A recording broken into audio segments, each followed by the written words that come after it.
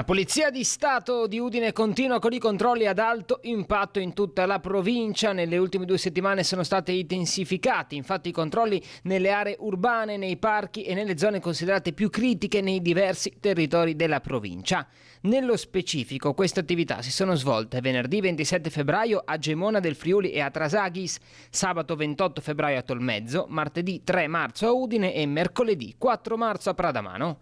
Sono stati predisposti servizi di prevenzione e controllo straordinari del territorio che hanno visto l'impiego congiunto del personale della Questura, dei commissariati di Cividale Tolmezzo, della Polizia Ferroviaria, del personale del reparto prevenzione crimine, dell'Arma dei Carabinieri e da personale e unità cinofine della Guardia di Finanza e delle diverse polizie locali interessate.